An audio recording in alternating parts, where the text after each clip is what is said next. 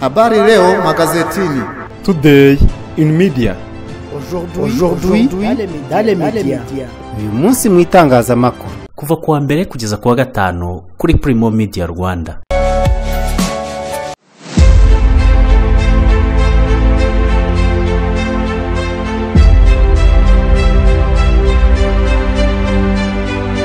Nonge kubasuhuza ndabifuriza kugira ibihe byiza nshuti bakunze wa Primo Media Rwanda. Nayo makuru yagarutsweho none mu binyamakuru n'ibitangazamakuru bitandukanye. Mu Rwanda hari umudepite wasabye leta gukura ikigega BDF. U Rwanda kandi rwungutse uruganda rukora inshinge zisaga miliyoni ku munsi. Mu karere ka Huye imibiri 258 y'abazize jenoside imaze kuboneka mu masambu y'abakekwaho kubica. M23 na leta ya Kongo bagiye guhurira mu gihugu cya Qatar. Naho Uganda yavanye ingabo zayo i Butembo muri Repubulika ya Demokarasi ya Kongo. Muri aya makuru turareba impamvu. Mu gihugu cya Zimbabwe abaturage bakomeje imyigaragambyo yamagana ubutegetsi bwa President Emmerson Mnangagwa. Naho ingabo z'Ubuhinde n'iza Pakistan zakozanyijeho mu majyaruguru ya Kashmir. Ngizi ngingo z'ingenzi zigiye kuranga iyi gahunda y'uyu munsi mu itangazamakuru mugiye kugezwaho nanjye Jean de Dieu Karnijabo ya none tariki ya 2 z'ukwezi kwa 4 kwa 2025. Kia Sorento, Kia Niro, Prius, Tucson n'izindi modoka z'ikoranabuhanga rihambaye zikomeje kugendana n'iterambere ry'igihugu cyacu. Ariko se mbibarize, bantu mwese muri kuguriza imodoka n'izindi z'ikoranabuhanga rihambaye mwaba muzigura muteganya maintenance yazo, mwaba se mutekereza no kubatekinisiye bazikora. Nje kongera kubibutsa ko izi modoka z'ikoranabuhanga zirenze kura amasupana n'inyundo byakoreshwaga n'abakanishi ba zamani. No.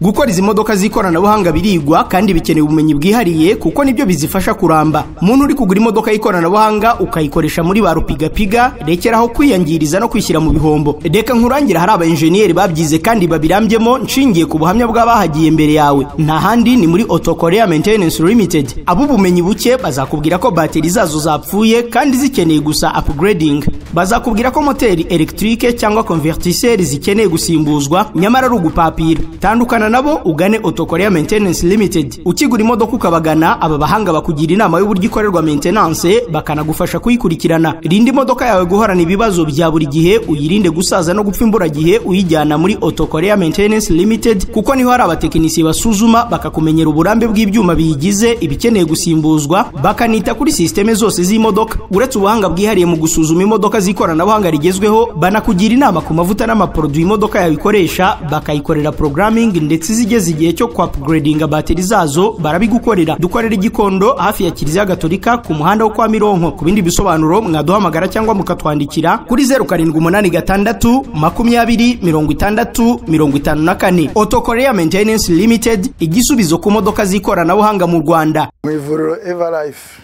nahivurije umwijima, mpivuriza n'iby'amabanga y'abashakanye. Bankoraho riraka n'abahanga pe. Nyuma yo kugira ikibazo cy'imisemburo mike bandangiye ivuriro Everlife ndarigana baramfasha, icyo kibazo kirakemuka.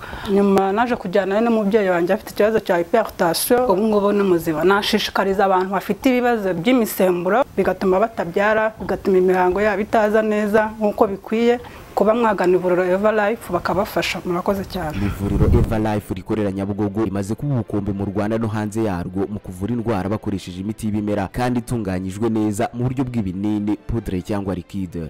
Hari abadogiteri batandukanye bagufasha kandi kiza nuko aho waba uherereye hose ku isi imiti yakugeraho, cyane ko bakorana na DHL. Mu ndwara bavura twavugamo nk'iz'imyororokere zose, kurangiza vuba no kubura ubushake, indwara zifata abadamu zose, igwingira ry'igitsina, indwara nk'umwijima, diabete, amara, igifu, asima. Abifuza kuva ku biyobyabwenge nabo barabafasha. Ku bindi bisobanuro wahamagara cyangwa ukandikira muganga. Everlife, icyizere cy'ubuzima. Aya makuru tuyahere kuri yivuga ko ari abadepite basabye ko BDF yavaho. Abadepite bagaragaje ko mu mikorere y'ikigega gishinzwe guteza imbere imishinga mito n'iciriritse BDF irimo ibibazo bigomba kuvugururwa kugira ngo inguzanyo gitanga zifashe guteza imbere imishinga igira uruhare mu iterambere ry'abaturage benshi n'igihugu muri rusange. BDF yashinzwe mu 2011 igamije gufasha ibigo bito n'ibiciriritse kugera kuri serivisi z'imari, ariko benshi bagaragaza ko bigoye ko imishinga ibona inguzanyo n'ingwate. Raporo umugenzuzi w'imari ya leta ya 2023 igaragaza ko kuva mu kwa gatandatu kwa 2017 kugeza mu kwa gatandatu kwa 2023 hari koperative n'ibigo 18 byahawe amafaranga na BDF angana na miliyoni 411, ariko mu kwezi kwa mbere kwa 2024 izo koperative nizari zigikora n'imitungo yazo ntiyari gikoreshwa. Iyo raporo igaragaza ko kuva mu 2020 kugeza 2024 BDF yagombaga kwishingira inguzanyo z'imishinga 2733 buri mwaka, ariko kugeza 2023 bari bamaze kwishingira imishinga 5418 bingana na 49.6%. Mu biganiro abadepite bagiranye na Minisitiri w'Ubucuruzi n'Inganda Prudence Sebahizi bagaragaje ko mu myaka 14 iki kigega kimaze abaturage batari bakimenya, ndetse n'abantu bashyizwe mu nzego z'ibanze ngo bafashe abaturage nta bumenyi bafite. Depite Niyorurema Jean René yavuze ko ibibazo muri BDF bikunda kugaruka ndetse byanze gukemuka, by'umwihariko abatinda kubona inguzanyo bikabangamira abakora ubuhinzi. Yanavuze ko hari abayobozi ba BDF mu karere bohereza dosiye ku rwego rw'igihugu ariko bagatinda kubona ibisubizo, bityo n'umuturage amaso agahera mu kirere. Depite Eugene Musori niwe yavuze ko amafaranga 12,000 acibwa abaturage bose bigiwe imishinga ari umutwaro, hakiyongeraho n'ubumenyi buke bw'abashinzwe gufasha abaturage mu kwiga iyo mishinga. Minisitiri Sebahizi yavuze ko uko imishinga ikorwa ari myinshi atari kwihabwa inkunga, bityo ko hagomba gushyirwaho uburyo bushya bwo guhitamo abahabwa ubufasha. Depite Mukarugwiza Judith yagaragaje ko ubusabe bw'inguzanyo muri BDF butangwa hakoreshejwe ikoranabuhanga butuma abantu basa n'abasahuranwa, bigatuma amafaranga adasaranganywa mu turere mu buryo bungana kandi bugendewe ku bikenewe. Depite Mukarugwiza yavuze ko mu kigega kigamije kuzahura ubukungu gitegerejwe hari abantu bari mu turere baryamiye amajanja kuko bazi ko hari miliyari 30 yenda gutangwa. Depite Mukabunani Christine we yavuze ko mu myaka yose BDF imaze yagaragayemo ibibazo byinshi birimo kutamenyekana mu baturage, akanayishinja kutagira ikibamarira. Ati nge natanga inama ko BDF yavaho hakajyaho ikindi kintu ari amafaranga yakoreshwa. Ashobora gushyirwa mu murenge sako, ashobora gushyirwa n'ahandi. Urebye igihe BDF imaze itagaragara, abaturage batayizi, nta kibamariye, yewe n'ingamba zagaragajwe nizisanzwe. Nge nibuka ingenda abadepite bakoze mu 2022 nabwo ibibazo byari bihari n'ingamba zaragaragajwe ariko ntacyo byatanze. Ngewe rero natanga inama yuko ari amafaranga ajya muri BDF leta yashyira muri sako akagurizwa abaturage bisanzwe maze bakiteza imbere. Minisitiri Sebahizi yamusubije ko BDF ifite ibikorwa byinshi yakoze mu myaka 14 imaze, birimo kuba yaratanze inkunga ku mishinga irenga 53,000, hagahangwa imirimo ku bantu 159, naho abafashijwe barimo abagore 40% n'urubyiruko 25%. Ati BDF igendera muri gahunda za leta kandi kadufasha mu gukusanya inkunga. Uyu munsi yamaze kuboneka miliyari zirenga 120 z'amafaranga y'u Rwanda zakusanyijwe binyuze muri BDF. Ntabwo twabara ko itakoze, ahubwo icyo twabara ni ukureba nibikora neza. Gahunda ihari nuko muri NST2 ikigega BDF kizafasha mu guhanga imirimo 60,000. Biteganyijwe kandi ko mu bihe bya vuba hazarangira amavugurura muri BDF ku buryo imikorere yayo izarushaho kunoga no kugera ku bantu benshi agamijwe iterambere. N'abayobozi b'amakoperative mu Rwanda bagiye kujya bamenyekanisha imitungo yabo.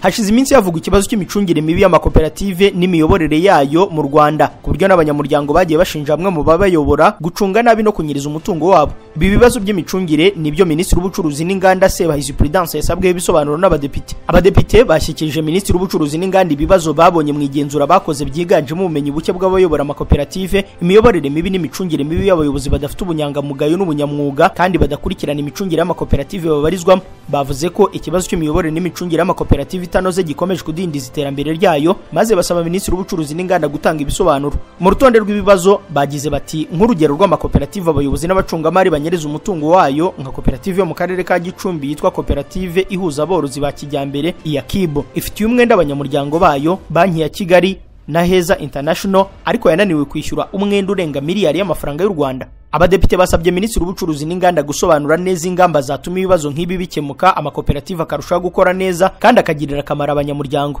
Minisitiri w'Ubucuruzi n'Inganda Sebahizi Prudence yasubije abadepite ko havuguruwe itegeko rigenga amakoperative bakabona ko bizakemura ikibazo nk'ikijyanye no kongera manda y'abayobora koperative ikava ku myaka 3 ikagera ku myaka 5, bikazabafasha ko bahabwa amahugurwa bakabasha gukomeza gukorera koperative neza. Itegeko rishya kandi ngo ikindi riteganya nuko abayobozi b'amakoperative bazajya bamenyekanisha imitungo yabo ku buryo igihe abaye imicungire bimo urwego rwo kubakurikirana bashobora no kuryozwa ibyo bangije bakoreshwa imitungo nabi. Uretse ibyo bibazo byagaragajwe, hari kandi amakoperative y'abahinzi adafite amakusanyirizo y'umusaruro, ubwanikiro n'ibindi bikorwa remezo byifashishwa mu kwita ku musaruro. Minisitiri w'Ubucuruzi n'Inganda yabwiye abadepite ko iri tegeko rigenga amakoperative mu Rwanda ryitezweho guca akajagari mu micungire no gusigasira ubukungu bw'amakoperative. Na mu makuru arebana n'ubuzima, u Rwanda rwungutse uruganda rukora inshinge zisaga miliyoni ku munsi. Minisitiri w'Ubuzima Dr. Sabin Nsanzimana yafunguye ku mugaragaro uruganda rukora inshinge zo kwa muganga, aho kwikubitiro ruzajya rukora izigera kuri miliyoni ku munsi zikoreshwa imbere mu gihugu no mu bindi bihugu bya Afurika byagorwaga no kuzibona. Uru ruganda rwafunguwe ruherereye mu cyanya cy'inganda cya Mwurire giherereye mu karere ka Rwamagana. Uru ruganda rwubatswe n'Abashinwa rukaba rwatangiranye abakozi 110, aho 80% ari abari n'abategarugori. Minisitiri Dr Nsanzimana yavuze ko uru ruganda ruje ari igisubizo muri Afurika yose kuko inshinge zari ikibazo hirya no hino mu bihugu bya Afurika. Yavuze ko kuri ubu inshinge za mbere uru ruganda rwatangiye gukora zahise zigurwa zose na UNICEF, aho zizoherezwa mu bihugu bya Ethiopia, Uburundi, Repubulika ya Demokarasi ya Kongo, Mozambique n'ahandi henshi. Uruganda TKMD rwari rumaze amezi 5 rukora, aho inshinge rukora zabanje kugenzurwa harebwa ko zujuje ibipimo mpuzamahanga ndetse hasangwa rubyujuje. Icyanya cy'inganda cya Rwamagana gifite ubushobozi bwo kwakira inganda 51, kuri ubu hakaba harimo inganda 19 zikora neza, hakaba hari n'izindi enye zamaze kuzura zitegereje guhabwa ibyangombwa ngo zikore, mu gihe izindi 11 zikiri kubakwa. Naho ingo ibihumbi 22 zituyemo abantu ibihumbi 100 zishobora kwibasirwa n'ibiza.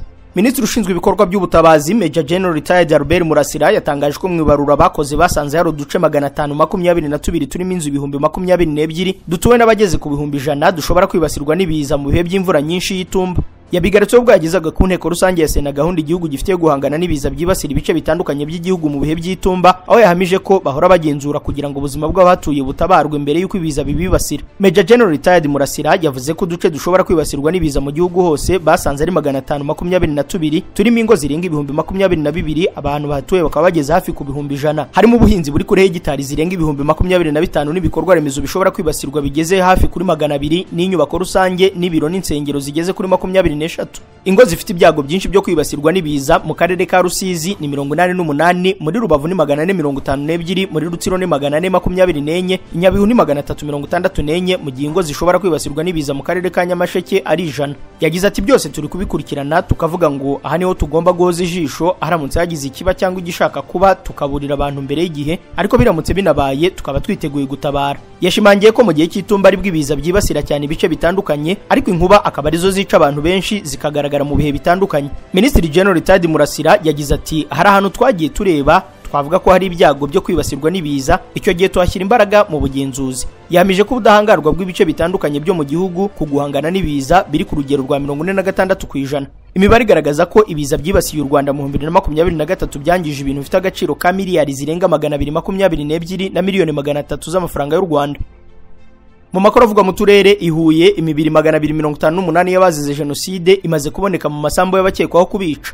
Umuryango Ibuka watangaje ko imibiri 258 yabishwe muri jenoside yakorewe abatutsi mu 1994 imaze kuboneka mu masambu y'abakurikiranyweho uruhare mu rupfu rwabo mu murenge wa Ngoma mu karere ka Huye mu ntara y'Amajyepfo. Theodate Siboyintore umuyobozi wa Ibuka mu karere ka Huye yabwiye itangazamakuru ko igikorwa cyo gukura imibiri mu byobo cyatangiye mu byumweru 2 bishize mu kagari ka Matyazo mu mudugudu wa Kamucuzi, aho imibiri 4 yabonetse mu bwiherero.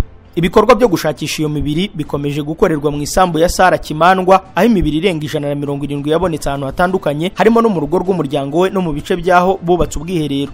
Ubuhamya bwatanzwe buvuga ko abuzukuru ba Kimandwa bari mu ntera hamwe kandi bagize uruhare mu bwicanyi bwakorewe abatutsi muri ako gace, aho bajugunyaga imibiri y'inzirakarengane muri iyo sambu.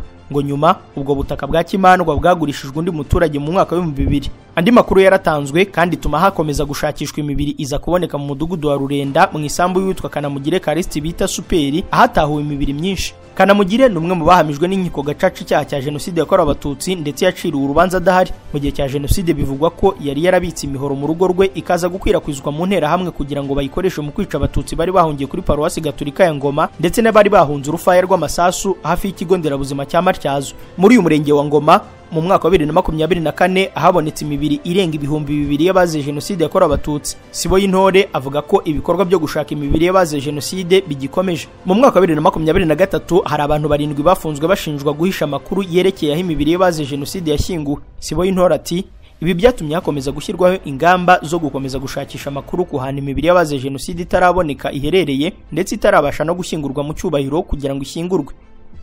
Naho mu karere ka Rutsiro uruhinja rwasanzwe mu musarani rwapfuye.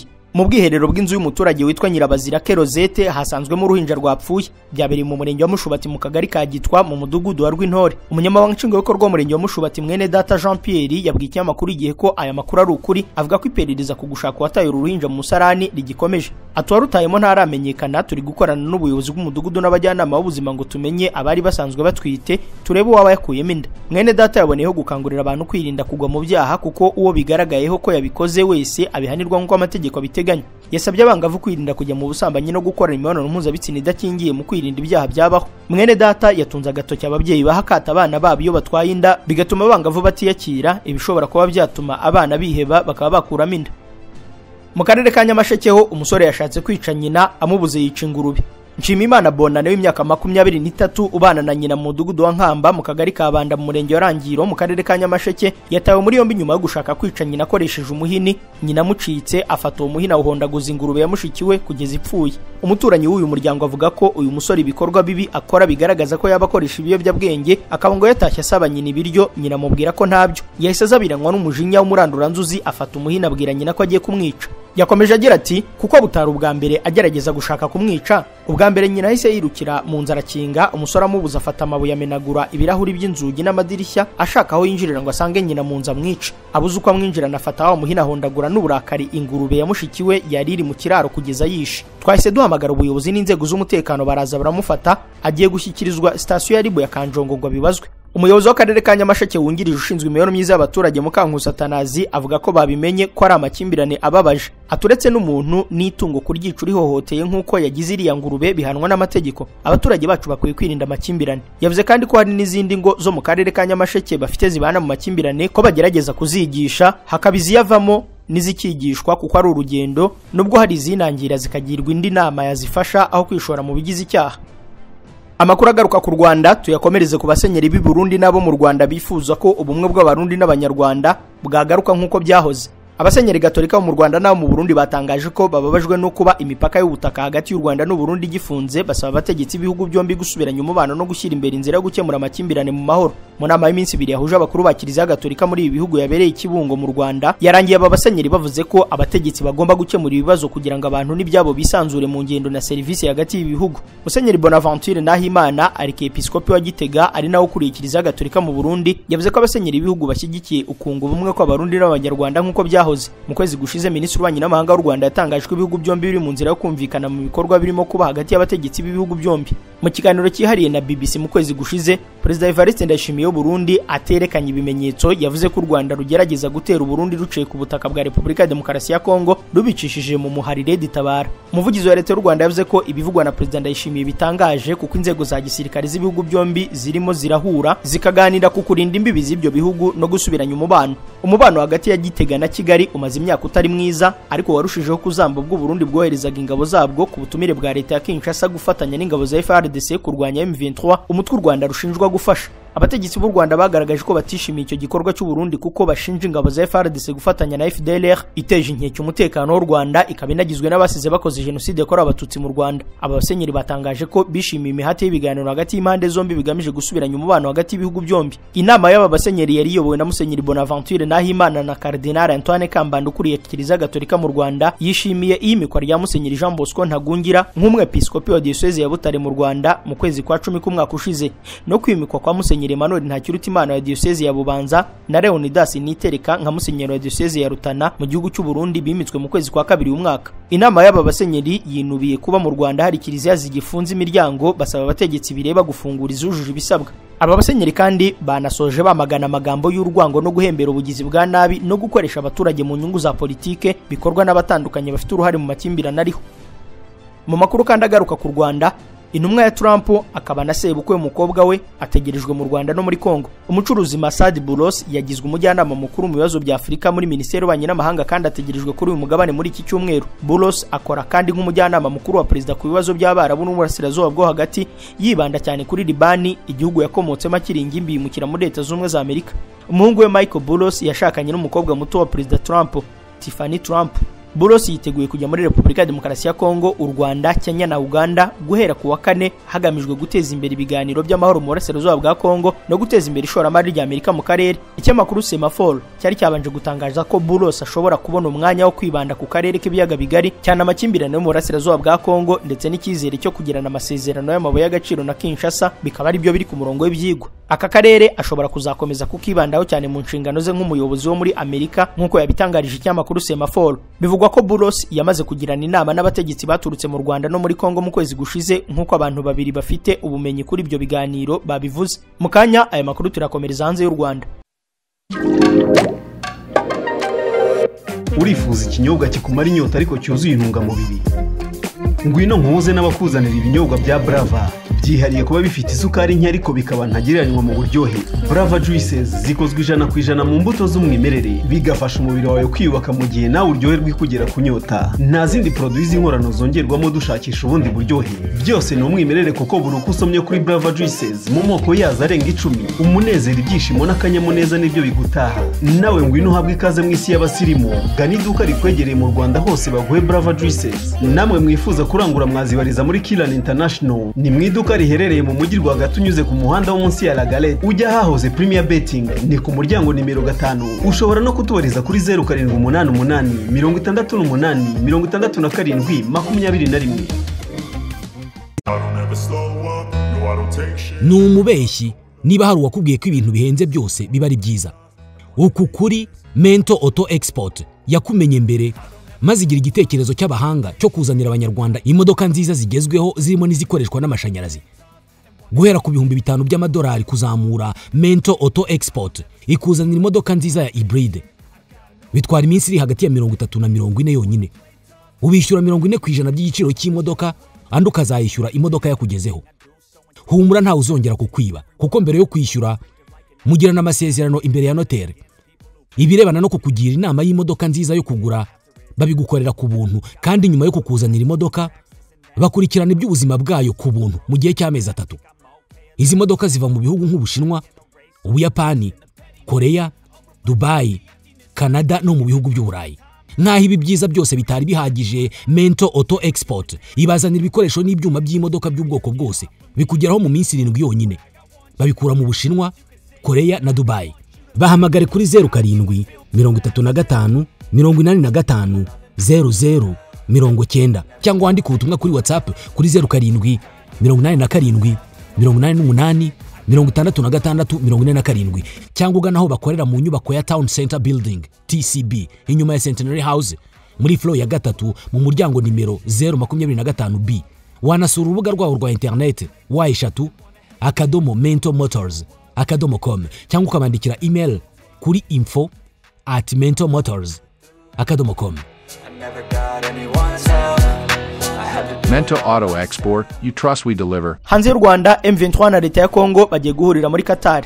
Intumwa z'ihuriro AFC M23 rirwanya ubutegetsi bwa Repubulika ya Demokarasi ya Kongo zigiye guhurira mu biganiro n'abahagarariye leta ya Kongo i Doha muri Qatar. Ni ibiganiro biteganyijwe kuba tariki ya 9 z'uku kwezi kwa 4 mu rwego rwo gushaka amahoro n'umutekano mu burasirazuba bwa Kongo, nk'uko ikinyamakuru The Nation kivuga ko gifite amakuru gikesha impande zombi kibitangaza. Tariki ya 28 z'ukwa 3 uyu mwaka abahagarariye ihuriro AFC M23 nabwo bagiye Doha muri Qatar kuganira na Emir wa Qatar. Cyakora ntabwo hagiye hanze cyavugiwe muri ibyo biganiro. Icyo gihe M23 yari ihagarariwe na Bertrand Bisimwa n'umuyobozi ushinzwe iperereza n'ibikorwa bya gisirikare Colonel Nzenzeyimana John. Tariki ya 18 z'ukwa 3 Emir wa Qatar Sheikh Tamim bin Hamad Al Thani yahurije hamwe bwa mbere Perezida Paul Kagame na Perezida Tshisekedi wa Kongo baganira ku mwuka mu buri hagati y'ibihugu byombi ndetse n'ikibazo cy'umutekano muke kiri mu burasirazuba bwa Kongo. Igihugu cya Qatar gikomeje gushyira imbaraga mu gukemura ibibazo by'intambara humvwa impande zombi zihanganye. Leta ya Kongo iracyatsimbaraye ku birego by'uko u Rwanda rufasha M23, ariko u Rwanda narwo ruracyahakana gufasha uyu mutwe. Umutwe M23 uherutse kwemeranya n'ingabo za SADC kuva muri Repubulika ya Demokarasi ya Kongo nyuma yo kubona ko izi ngabo zitagishoboye gutsinda urugamba.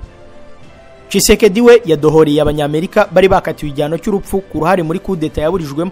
Perezida Felix Tshisekedi wa Repubulika ya Demokarasi ya Kongo yadohoye igihano cy'urupfu akigira icya burundu ku banyamerika 3 bari barahamwe no kuba mu itsinda ryagerageje kumuhirikira ubutegetsi mu mwaka ushize. Itegeko teka ryasomewe kuri televiziyo y'igihugu rivuga ko abo ari Marcel Malanga Malu, Tyrell Thompson na Zarman Paulun Benjamin Ruben bari bakatiwe icyo gihano mu kwezi kwa 9 ku mwaka ushize. Iryo tegeko teka rivuga ko cyemejwe n'ubucamanza bwa gisirikare ku itariki ya 27 z'ukwa mbere uyu mwaka, gihinduka ntakuka ku itariki ya 9 z'ukwezi kwa 3. Mu kubadahorera, Tshisekedi yagendeye ku kuba ubushinjacyaha bwarabasabiye imbabazi ndetse no ku cyifuzo cya Minisitiri w'Ubutabera. Ntibisobanutse niba iki gifungo cya burundu bazagikomereza muri gereza Kinshasa cyangwa niba bazajya muri Leta Zunze za Amerika. Amerika na Kongo nta masezerano bifitanye yo kohererezanya abashakishwa n'ubucamanza. Mu kwa 9 2024 abantu 37 barimo Abanyamerika 3, Umwongereza n'Umubirigi ndetse n'Umunyakanada bakatiwe igihano cy'urupfu nyuma y'uko urukiko rubahamije kugerageza guhirika Perezida wa Repubulika ya Demokarasi ya Kongo ku butegetsi. Mu kwa 2 uyu mwaka ariko uwo munyekongo ufite ubwene gihugu bw'Ububirigi Jean-Jacques Wondo yarekuwe n'ubucamanza bwa Kongo ku mpamvu z'ubugiraneza ajya kwivuza mu Bubiligi, ari naho yagumye kugeza ubu. Wondo, umushakashatsi akaba n'impuguke mu bijyanye n'umutekano, yari yafashwe nyuma y'iryo gerageza rya kudeta ashinjwa ko umucurabwenge waryo. Bose hamwe bari abantu 51 baburanishijwe n'urukiko rwa gisirikare. Iburanishwa ryabo rikaba ryarigiye ritangazwa kuri radio na televiziyo by'igihugu. Muri Kisangani ho basabwe kutagira ubwoba mu gihe hikangwa inyeshyamba za M23. Perezida w'inteko y'intara ya Chopo, Mateus Kanga Londimo, yatangije icyifuzo cyo kuba maso no kugira ubumwe mu gihe ari ibibazo by'umutekano. Imbere y'abadepite bo mu ntara yasabye abaturage bakisangani kutagira ubwoba imbere y'ibihuha bivuga ko inyeshyamba za M23 ziri muri iyi ntara nk'uko Radio Okapi yabitangaje. Yavuze ku cyo bita amahano yakozwe n'ingabo za Uganda n'u Rwanda mu myaka ya za 2000 Kisangani, ashimangira ko inyeshyamba za M23 zidafite ikaze muri uyu mujyi, kandi ashimangira ko ari ngombwa kurwanya amakuru y'ibinyoma kwirakwizwa ku mbuga nkoranyambaga. Mateus Kanga yasabye ko ahajyaho ubukangurambaga bwo kurwanya amakuru y'ibinyoma no kugambanira igihugu, amagarira abaturage kugaragaza ibyo badashira amakenga. Yishimiye ishyirwaho rya komite ishinzwe resistance y'intara yatangijwe ku bufatanye na guverinoma y'intara igamije gutegura abaturage kwirwanaho no kurinda igihugu cyabo.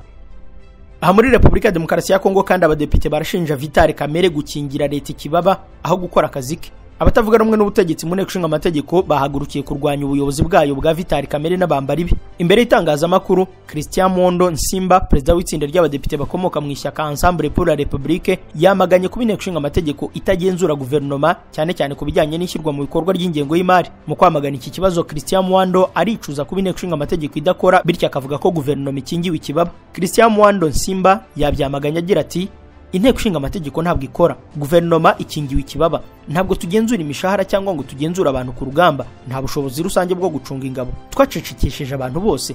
Muri ubwo buryo nyine arashinja ibiro biyobowe na Vital Kamerhe kwanga kenshi imigambi y'abadepite b'igihugu ireba guverinoma. Uyu muyobozi watowe muri Tanganyika yongeyeho ati: niyo twohereje ibibazo byanditse cyangwa mu magambo, ibiro bigaragaza ko bidashishikajwe nabyo kandi ntibabishyire kuri gahunda. Ibibazo byinshi byavutse cyane cyane ku bijyanye n'ishyirwa mu bikorwa ry'ingengo y'imari, cyane cyane ku bijyanye n'inkomoko y'amafaranga guverinoma yongeye ku mushahara w'abasirikare n'abapolisi. Ubusanzwe ibyo bigomba gukorwa ku mabwiriza y'inteko ishinga amategeko ari nayo ishinzwe kwemeza ingengo y'imari, kandi ibyo byabaye nta matora ateganywa n'itegeko yabanje gukorwa.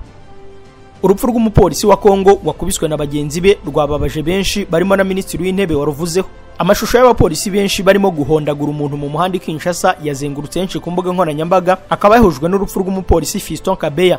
Ariko ibi bishobora kuba ari ibintu bibiri bitandukanye.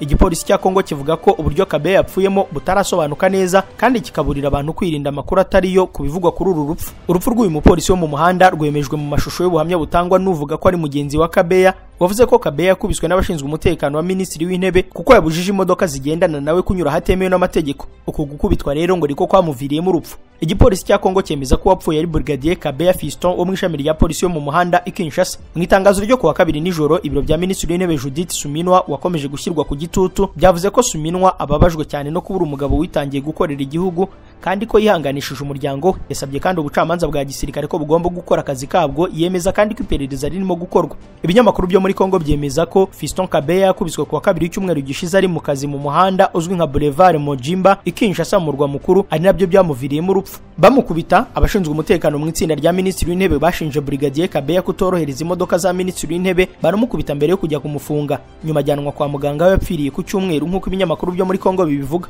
Umuvugizi w'igipolisi cya Kongo yavuze ko uburyo Kabeya yapfuyemo butarasobanuka neza, ko igipolisi kirimo gukora iperereza ngo gifata abakoze icyo gikorwa kugira ngo bakurikiranwe n'itegeko. Minisiteri y'ubutabera ya Kongo yemeje ko uyu mupolisi yakubiswe na bamwe mu bapolisi bikamuviramo urupfu, kandi ko ababikoze bagomba kubiryozwa. Isesengura rya BBC ariko ku mashusho ribona ko aya mashusho y'abapolisi barimo gukubita umuntu agaragaramo abapolisi barwanya imyigaragambyo bishoboka ko atari abarinda minisitiri w'intebe. Bamwe mu bapolisi bagaragara kuri aya mashusho bambaye ingofero z'abapolisi barwanya imyigaragambyo.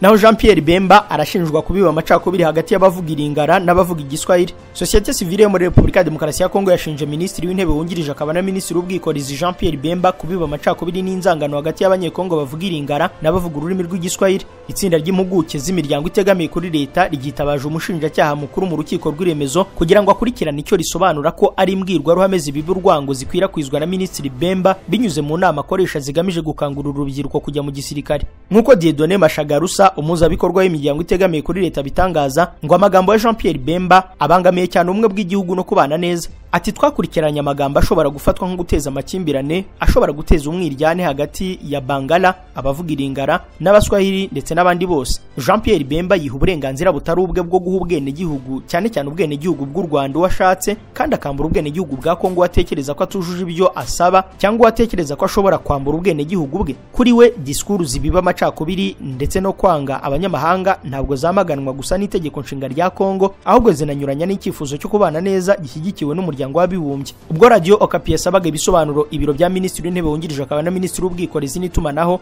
byijeje kugira icyo bitangaza vuba. Dukomereza amakuru kuri Uganda yavanye ingabo zayo mu mujyi wa Butembo. Igisirikare cya Uganda UPDF cyavanye ingabo zacyo mu mujyi wa Butembo uherereye mu ntara ya Kivu y'Amajyaruguru. Umujyi wa Butembo uherereye muri teritwari ya Rubero, ukaba umwe mu yigize intara ya Kivu y'Amajyaruguru imaze igihe igenzurwa n'inyeshyamba za M23 kuva ingabo za Uganda zatangaza ko ziteganya kuvamo. Abaturage bahise batangira kwigaragambya nyuma yo kugira impungenge z'uko UPDF nigenda M23 izahita ifata ya mujyi. Abanyabutembo kandi banafite impungenge z'uko umutwe w'iterabwoba wa ADF ushobora kongera kubagabaho ibitero. Iki cyemezo kandi cyanamaganywe na societe civile y'Ubutembo biciye muri Pepin Kavota uyiyobora. Uyu yamenyesheje UPDF ko niba yafashe icyemezo cyo kuva muri uriya mujyi igomba kuva no mu bindi bice bya Kongo ingabo zayo zibarizwamo. Amakuru avuga ko nyuma yo kuva muri Butembo ingabo za Uganda zahise zerekeza mu wundi mujyi wa Beni na uri muri Kivu y'Amajyaruguru. Tuve muri Republika ya Demokarasi ya Kongo tunyarukire muri Zimbabwe, aho abaturage bakomeje kugera amajanja ubutegetsi bwa President Emmerson Mnangagwa. Leta ya Zimbabwe yitabaje abapolisi ngo baburizemo imyigaragambyo y'abaturage basaba ko President Emmerson Mnangagwa w'iki gihugu yava ku butegetsi. Ni imyigaragambyo yateguwe nyuma yo kwishyaka ZANU-PF riri ku butegetsi ritangaje ko rifite gahunda yo kwemerera Mnangagwa gukomeza kuyobora iki gihugu kugeza mu 2030. Ni Emmerson Mnangagwa ugomba kurangiza manda ye mu 2028, ibisobanuye ko ishyaka rye ryifuza kumwongera indi myaka 2. Imyigaragambyo muri Zimbabwe iri kwitabirwa n'abaturage mbarwa nyuma y'uko abapolisi bo kuyiburizamo bari bamaze koherezwa i Harare ku murwa mukuru bagatatanya abigaragambya. Nyuma y'ubwitabire bwo hasi bw'iriya myigaragambyo, uwitwa Blessed Geza ukuriye abigaragambya yanditse ku rubuga X asaba abanyazimbabwe kutabibigwari. Geza wifuza ko Vice President Constantine Chiwenga ari usimbura Mnangagwa yaherukaga guhamagarira abanyazimbabwe kuzura imihanda mu rwego rwo gushyira igitutu kuri perezida akegura. Mu mashusho yakwirakwijwe ku mbuga nkoranyambaga ku wa mbere, polisi ya Zimbabwe igaragara itera abaturage barimo bigaragambya ibyuka biryana mu maso, ari nako isenya za bariyeri z'amabuye n'ibiti bari bashyize mu mihanda. Muri amwe mashusho kandi hari umugore ugaragara aterana amagambo n'abapolisi bageragezaga kumwirukana. Reuters ivuga ko usibye Harare ku murwa mukuru, mu yindi mijyi itandukanye naho ibikorwa birimo iby'ubucuruzi ndetse n'amashuri yafunze imiryango, ndetse urujya n'uruza rw'abantu ngo rwaragabanutse. I Harare by'umwihariko umutekano wamaze gukazwa, dore ko ibice bitandukanye by'uyu mujyi byuzuyemo abapolisi ndetse n'imodoka za polisi zicunze umutekano mu rwego rwo kuburizamo imvururu zishobora kwaduka. Emmerson Mnangagwa abanyazimbabwe batangiye kugira amajanja ni perezida w'iki gihugu kuva mu 2017 ubwo yasimburaga ku butegetsi Robert Karigamombe Mugabe wari umaze guhirikwa ku butegetsi. Muri Burkina Faso, Perezida Traoré yababariye abasirikare bashatse guhirika ubutegetsi. Perezida wa Burkina Faso Kapiteni Ibrahim Traoré yatanze imbabazi ku basirikare 21 bahamijwe ibyaha byo kugerageza guhirika ubutegetsi bwa Blaise Compaoré mu 2015. Imbabazi Traoré yatanze zamenyekanye binyuze mu iteka ryakwirakwiye ku mbuga nkoranyambaga. Compaoré yagiye ku butegetsi mu 1987 nyuma yo kudeta yasize yishe Thomas Isidore Noel Sankara wari perezida w'iki gihugu. Itangazo Traoré yashyize hanze ryo gutanga imbabazi kuri aba basirikare riragira riti abantu bahamijwe ibyaha n'urukiko kubera ibikorwa bakoze tariki ya 15 na 16 z'ukwa 9 2015 bahawe imbabazi. AFP yatangaje ko ari umugaba mukuru w'ingabo muri iki gihugu Gilbert Diendele, uwahoze ari minisitiri w'ububanyi n'amahanga Djibril Basole n'abandi bari bafite amapeti ya generali bari barakatiwe imyaka 20, abandi bakatirwa gufungwa imyaka 10. Bamwe mu bababariwe barimo bahoze bayobora ingabo zishinzwe kurinda umutekano w'umukuru w'igihugu, bahamijwe ibyaha byo guhungabanya umutekano w'igihugu, ubwicanyi ndetse n'ubugambanyi. Abasirikare bababariwe bazahita basubizwa mu gisirikare cy'igihugu kugira ngo batange umusanzu mu guhangana n'ibikorwa by'iterabwoba byazahaje Burkina Faso. Muri Niger ho abantu 50 barimo abaminisitiri n'abadiplomate bafunguwe. Ibyifuzo by'inama y'igihugu ya Niger byatumye abantu bagera kuri 50 bafungurwa, barimo abahoze ari abaminisitiri, abadiplomate, abanyamakuru n'abasirikare bakekwagaho uruhare mu guhirika ubutegetsi bwa Mamadou Tanja mu 2010 no guhungabanya umutekano mu 2023. Iyi nama yafatiwemo iyo myanzuro ntiyigeze yemeza ko Mohamed Bazoum wahoze ari perezida arekurwa, nubwo amahanga akomeje kotsa igitutu Niger asaba ko yarekurwa. Mu itangazo kuri televiziyo y'igihugu, ubunyamabanga bwa leta bwavuze ko abo bantu barekuwe hakurikijwe ibyifuzo by'inama y'igihugu. Mu barekuwe harimo wahoze ari minisitiri w'ibikomoka kuri peteroli Mahamane Sani Yusufu, umuhungu wahoze ari perezida Mamadi Yusufu, uwahoze ari minisitiri w'ingabo Kala Mutari, uwahoze ari minisitiri w'imari Ahmad Judud na Ibrahim Yakubu wahoze ari minisitiri w'ingufu. harikuwe kandi perezida w'ishyaka PNDC Fumakoye Gado, umunyamakuru Sumani Tudu na Alat Mogaskia wahoze ari ambasaderi muri Nigeria. Batawe muri yombi nyuma yo guri ku butegetsi bwatumye Jenerali Abdurrahman Chiani wahoze ayobora itsinda ry'abarindaga perezida ajya ku butegetsi baza gufungirwa mu magereza atandukanye kubera umugambi wo guhungabanya umutekano w'inzego za leta. Perezida Abdurrahman Chiani kuva yahiri ku butegetsi bwa Mohamed Bazoum mu 2023 yavuze ko ari guharanira ubwiyunge bw'abene gihugu bwabo bakabana mu mahoro ndetse abanyamahanga babateza umwiryane bakabavira ku butaka. Tuve muri Nigeria tunyarukire muri Nigeria aho Lassa fever imaze guhitana abantu 118. Ikigo gishinzwe gukumira no kurwanya indwara muri Nigeria cyatangajwe icyorezo cya Lassa fever kimaze guhitana abantu 118 muri iki gihugu kuva mu mwaka wa 2025 utangiye. Iki kigo cyabitangaje mu itangazo cyanyuje ku rubuga X aho cyagaragaje ko nibura abantu 3465 bamaze kwandura iki cyorezo muri leta 33 zigize iki gihugu. Muri bo 645 nibo bemejwe binyuze mu bipimo byafashwe muri laboratoire. Lassa fever ni icyorezo cyandurira mu gusangira amafunguro n'ugifite cyangwa gukoresha ibikoresho byo mu rugo byandujwe n'inkari cyangwa amazina ntoki y'inyamaswa zirya imizi nk'urukwavu n'imbeba. Icyorezo cya Lassa fever gitangira gifite ibimenyetso bimeze nk'indwara y'ibicurane, kuribwa mu muhogo, kuribwa imikaya, gukorora, kuruka ndetse no gucibwamo. Uko iki cyorezo gikomeza kugira ubukana bitangira gutera kubyimba mu maso, kuva amaraso aturutse mu kanwa, mu mazuru ndetse n'ahandi. Umuforomo muri Nigeria niwe wa mbere ugaragayeho Lassa fever. Iyi virusi yakwirakwijwe n'imbeba n'utundi dusimba bimeze kimwe. Abahanga bavuga ko udusimba two mu bwoko bw'imbeba tugera kuri 15% muri Afurika y'Iburengerazuba dufite iyi virusi. Dukomereze mu gihugu cy'Ubutaliyani gikomeje kuzahazwa n'igabanyuka rikabije ry'abaturage. Ikigo kibarusha imibare mu Butaliyani kiratangaza ko mu 2024 abaturage batuye muri iki gihugu bagabanutse ku kigero cyo hejuru, aho umubare w'abavuka ukomeje kuba muto, abasaza bakiyongera umunsi ku wundi. Mu 2024 umubare w'abapfuye urutoba bavutseho 281 ndetse umubare w'abaturage muri rusange wagabanutse 37,000. Igabanuka rimaze imyaka 10 aho kuri iki gihugu gituwe n'abaturage miliyoni 58,900. Kuva mu 2014 abaturage b'Ubutaliyani bagabanutseho miliyoni 1,900,000. Aba baruta abatuye umujyi wa Milan ufatwa nk'uwa kabiri munini muri iki gihugu. Abana 370 bavutse mu 2024 mu Butaliyani. Ikigo gishinzwe ibarusha imibare kigaragaza ko ari igabanuka rya 16 ryikurikiranya buri mwaka, ukaba ari wo mubare muto ugaragaye kuva mu 1861. Umubare w'abagore batwita nawo waragabanutse ugeraho kuri ubu umugore abarirwa umwana umwe. Ni umubare uri munsi y'usabwa kuko nibura umugore abarirwa abana babiri. Ni umubare waherukaga kuba muto mu 1995 ubwo nabwo wari ku mwana umwe. Ni mu gihe kandi muri iki gihugu cyizere cyo kubaho cyazamutse kikagera ku myaka 83 n'ibice 4. Ikigo kibarusha imibare mu Butaliyani kandi gitangaza ko umubare w'abaturage bageze mu zabukuru ukomeje kwiyongera, aho umuntu umwe muri bane abari hejuru y'imyaka 65 mu gihe umubare w'abari mu kigero cy'imyaka 100 ugeze ku 23,500. Dukomereza amakuru kuri Israeli yongeye kugaba ibitero i Beirut. Igisirikare cya Israeli cyagabye igitero cy'indege mu gace ka Daniye mu majyepfo ya Beirut, aho cyabaye igitero cya mbere gikomeye kigabwe nyuma y'amasezerano n'agahenge hagati ya Israeli n'umutwe wa Hezbollah. Mu itangazo IDF yanyuje ku rubuga X batangaje ko indege zabo zagabye igitero ku mutwe w'iterabwoba wa Hezbollah uherutse kuyobora ibikorwa bya Hamas ndetse ukanabafasha kugerageza kugaba ibitero ku baturage b'abasivile ba Israeli. Kwa gatanu w'icyumweru gishize IDF yagabye ibitero bya mbere bikomeye i Beirut kuva mu kwa 11 kwa 2023. Minisitiri wa Israel Benjamin Netanyahu yavuze ko icyo gitero cyari mu rwego rwo kwihorera ku bisasu bya rokete byarashwe na Hezbollah bivuye muri Liban. Televiziyo Al Mayadeen yatangaje ko icyo gitero cyasenye inyubako ndende yo guturamo gihitana abantu 3 abandi 7 barakomereka. Bavuze kandi ko umwe mu bapfuye yari umurwanyi wa Hezbollah. Umutwe wa Hezbollah uherutse kurasa ibisasu bya rokete kuri Israel mu rwego rwo kwihorera ku gitero Israel yagabye kuri Hamas muri Gaza. Mu kwa 9 2024 Israel yagabye ibitero by'indege Beirut yica abayobozi bakuru ba Hezbollah barimo n'uwari umaze igihe kirekire ayobora uyu mutwe Hassan Nasrallah. Perezida Putin we yahamagariye abagabo 160 kwinjira mu gisirikare. Perezida w'Uburusiya Vladimir Putin yahamagariye abagabo 160 bafite imyaka iri hagati ya 18 na 30 kwinjira mu ngabo z'iki gihugu. Abo bakaba ari bo bambere benshi cyane bahamagajwe mu gisirikare cy'Uburusiya kuva mu 2011 mu gihe bushaka kongera umubare w'abasirikare babwo. Ubwo guhamagarira abagabo kwinjira mu gisirikare bakakimara mu mwaka kuba yashize amezi, Putin avuze ko Uburusiya bukwiye kongera umubare rusange w'abasirikare babwo bakagera kuri miliyoni hafi 2,390, naho umubare w'abasirikare bahoraho bakagera kuri miliyoni 1,500. Abo ni inyongera y'abasirikare 1,180 mu myaka 3 iri imbere. Umusirikare mukuru wo mu ngabo z'Uburusiya zirwanira mu mazi yavuze ko abo bashya bazinjira mu gisirikare batazoherezwa kurwana muri Ukraine mu cy'Uburusiya bw'iki gikorwa cya gisirikare cyihariye. Nyamara hari amakuru avuga ko hari abinjijwe mu gisirikare ku itegeko biciwe mu mirwano mu turere tw'Uburusiya two ku mupaka, ndetse ko hari n'aboherejwe kurwana muri Ukraine mu mezi ya mbere y'intambara isesuye y'Uburusiya muri Ukraine. dusoreza aya makuru ku ngabo z'Ubuhinde n'iza Pakistan zakozanyijeho mu majyaruguru ya Jammu na Kashmir. Ingabo z'Ubuhinde n'iza Pakistan zarasanyeho nyuma yo kugerageza gucengera mu karere ka Poonch gaherereye mu majyaruguru ya Jammu na Kashmir nk'uko bitangaza amakuru byabitangaje bisubiramo itangazo ry'ingabo z'Ubuhinde ryo kuri wa gatatu. Iri tangazo rivuga ko igisasu cyaturikiye mu gace ka Krishnagati ubwo abantu bageragezaga gucengera baturutse hakurya y'umupaka bikurikirwa n'amasasu adafite ibisobanuro ndetse no kurenga kwihagarikwa ry'imirwano kw'ingabo za Pakistan. Kuri uyu wa gatatu ingabo z'Ubuhinde zavuze ko ibintu byasubiye mu buryo kandi ko ziri kubikurikiranira hafi. Itangazo ry'ingabo ryatangajwe n'ibitangazamakuru ryasabye ko hubahirizwa amasezerano no guhagarika imirwano yongerewe ku itariki ya 25 z'ukwa kabiri 2021 hagati y'ibihugu byombi bituranye no kubungabunga amahoro ku murongo ubigabanya.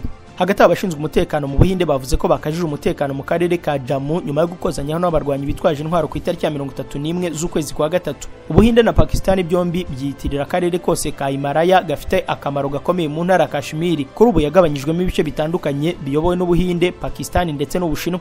Inshuti bakunze wa Primo Media Rwanda, iyi nkuru y'ingabo z'Ubuhinde n'iza Pakistan zakozanyijeho mu majyaruguru ya Kashmir niho dusoreje igahunda y'umunsi mu itangazamakuru. Reka mbashimire kwa mwari mwikurikiye, mbararikire komeza korenda ibiganiro bikuru rubuga mugira amahoro. Buri wese muri twe azi inkuru ibabaje y'umuntu wakoze ubutaruhuka ijoro n'amanywa ashaka kugera ku iterambere kubwo amahirwe akabigeraho, ariko akigera ku byo yaruhiye agahita apfa cyangwa agahura n'ubumuga budatuma yongera gukora. Umuryango yaratunze ububayeho nabi cyane. Muri buko ko tuvuga buri gihe mu bihe nk'ibi ngibi, ubuzima nta mpuhwe bugira, nta umenyejo hazaza.